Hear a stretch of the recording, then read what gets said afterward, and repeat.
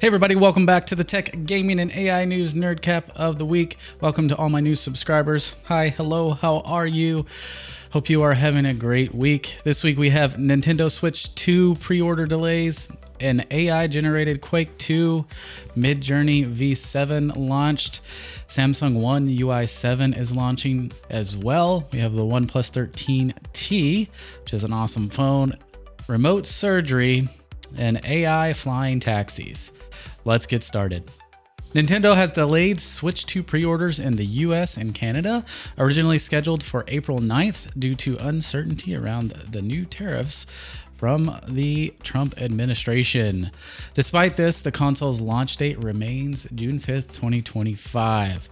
So in order to minimize the tariff impact, Nintendo has moved manufacturing to Vietnam and pre-shipped 1.7 million units to US warehouses, potentially shielding early buyers from added costs. So hopefully it doesn't go up in price. Right now it's currently sitting at $449. So hopefully that doesn't happen, but the president of Nintendo confirmed that the company is actively assessing what the impact may be. So hopefully that means no price impact on anybody in the near future before this actually launches in the US. But let me know in the comments below, is this something that you're going to be buying once it releases? Google has launched Agent-to-Agent, or A2A, a new protocol designed to let AI agents from different systems talk to each other. This could be bad. Built with the help from over 50 tech partners, including Salesforce and Box, A2A focuses on interoperability, making sure agents can share tasks, discover capabilities, and collaborate across platforms. It uses familiar standards like HTTP and JSON, which basically means it can plug into today's infrastructure with minimal friction. A2A marks a big step towards unified cross-platform AI ecosystems, especially in enterprise environments. This is cool, but freaky, but cool. So when are they going to start being buddies and just take over the world? Let me know in the comments below what your thoughts are on this. OpenAI has upgraded ChatGPT with memory, giving it the ability to recall details from past chats for a more tailored, context-aware response. This means better help when writing, learning, and help with ongoing projects over time.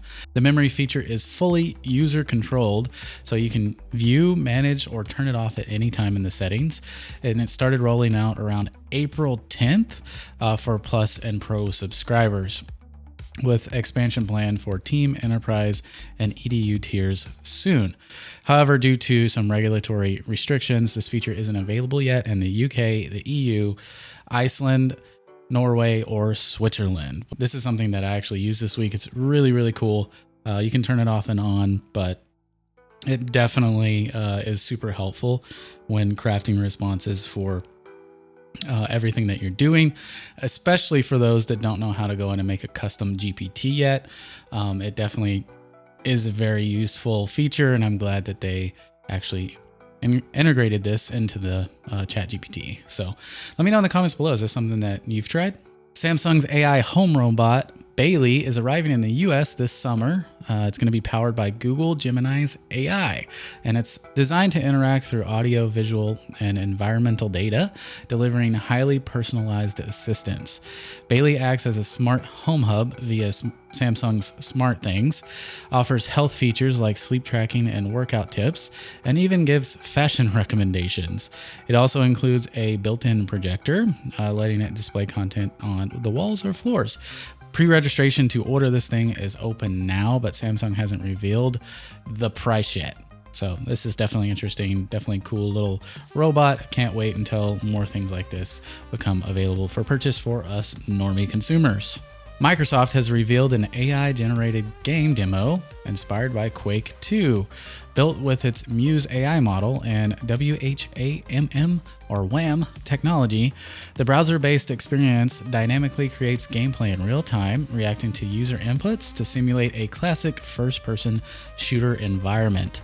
While the concept points to the future of AI-driven game development, the demo struggles with low frame rates, visual glitches, and limited interactivity, highlighting both its promise and the tech's current limitations. Just like with Will Smith's AI spaghetti video a couple of years ago, we remember what that looks like. Freaking crazy. Up until now, it's it's way better. It's light years better. So this stuff is just going to get better, faster, quicker, stronger. So I'm definitely excited for this. However, I hope that we stick to human-based games and not just AI-driven game development. But let me know what your thoughts are on this in the comments below. Midjourney has released its V7 model, delivering major improvements in AI image generation. It now offers better prompt comprehension and more accurate results, especially with complex details like hands and textures. A key new feature is personalization. After rating about 200 images, users get outputs tailored to their style. So this is actually really cool. It's kind of like ChatGPT's memory function. It caters the response to your style that you like. So V7 also introduced draft mode, rendering images 10 times faster at half the cost, ideal for quick prompting and testing. Users can switch between turbo for speed or relax for higher quality details. V7 is currently in an alpha stage, accessible through Midjourney's web app and Discord, with more updates on the way. But let me know in the comments below, is this something that you've played with? James Cameron is embracing AI in film, saying it could cut blockbuster production costs by half by streamlining visual effects and boosting artist productivity. The goal?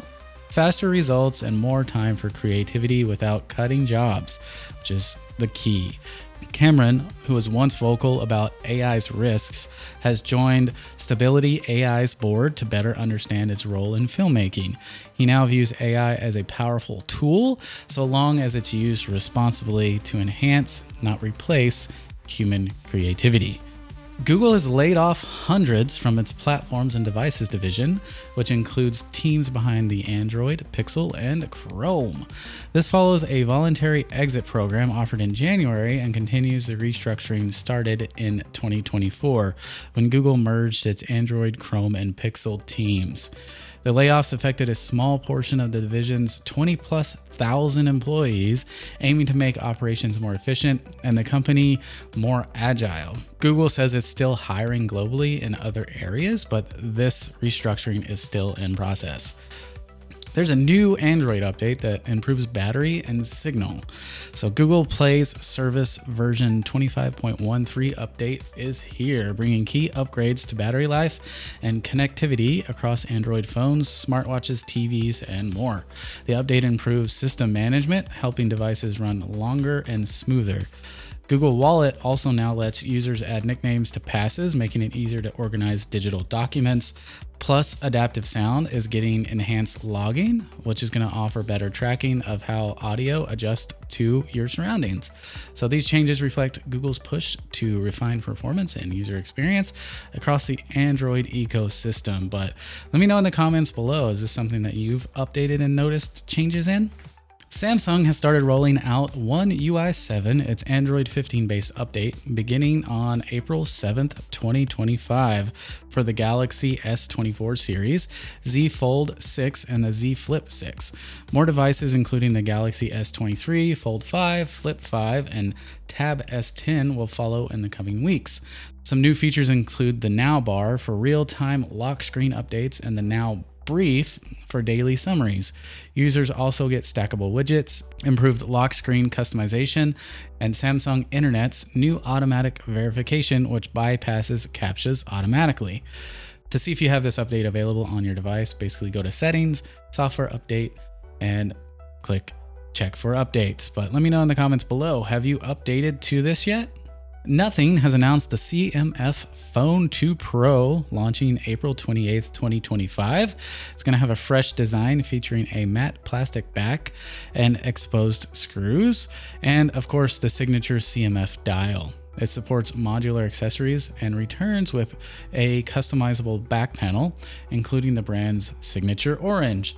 The phone is going to include a MediaTek Dimensity 7400 chip built on the 4nm processors, a 6.67-inch AMOLED display, and a 5000 mAh battery. It's going to come with a new triple lens camera arranged in a triangle, which also hints at upgraded photo capabilities.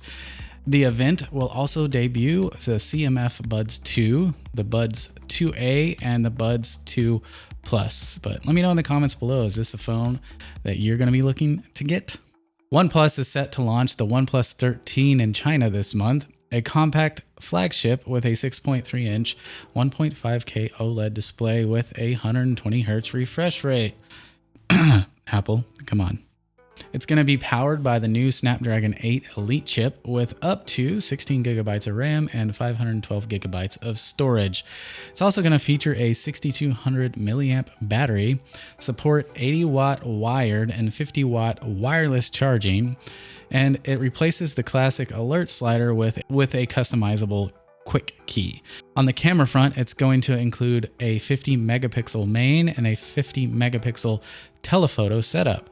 The phone comes in 3 colors, including a special edition, and is going to be priced around $665 USD in India. The global launch details are still pending, probably due to all of this tariff stuff, but this is something I was super excited for, super excited to see come out. I actually had the OnePlus 13 with the 6.9-inch display, and it was amazing. So I can't wait for this to come out. Meta has shut down the US fact-checking program across Facebook, Instagram, and Threads, ending an 8-year partnership with independent organizations. As of April 7th, 2025, it's been replaced by a community note system similar to what has been used on X. Instead of penalizing posts, the new model lets users add context directly, aiming to support free expression and reduce claims of bias. But critics warn that it could weaken misinformation safeguards and open the door for more unchecked content. But this has been something that has worked really, really well for X. So let me know in the comments below. What are your thoughts on this? YouTube Shorts is getting a major creative upgrade with new tools launching in spring of 2025. Some updates include a revamped editor for precise clip timing, automatic beat syncing for music, and the ability to add AI-generated images and image stickers. Templates are also improved, now supporting personal photos and effects with automatic creator attribution built in. So that's pretty cool. These changes aim to make Shorts a more flexible and powerful tool for short form content creators. But let me know in the comments below, do you make Shorts? Is this something that you're excited for? Adobe has been bullied off of BlueSky. So Adobe's entry into BlueSky didn't go as planned. Within hours of joining the platform, the company faced widespread backlash from users frustrated with its subscription pricing, AI policies, and data usage practices. The criticism was swift and intense enough that Adobe actually deleted its post shortly thereafter. The incident underscores ongoing friction between Adobe and the creative community over trust and transparency in its business model and tech direction. China has become the first country to approve autonomous flying taxis for commercial use. The Civil Aviation Administration has granted operating licenses to a few different companies, allowing them to run unmanned passenger flights in a couple of cities in China. The EH-216-S eVTOL aircraft can fly 81 miles per hour and up to 3,000 meters in altitude. Initial routes will focus on short-distance tourism with future plans for urban transportation. I think this is a major leap in China's growing low-altitude economy, which is projected to hit $207 billion. But let me know what your thoughts are on this in the comments below. Should we have autonomous flying taxis? I don't know. That's all the news I have for this week. Thanks for watching. Thanks for hanging out with me. And until next time, remember to stay nerdy. Peace out, y'all.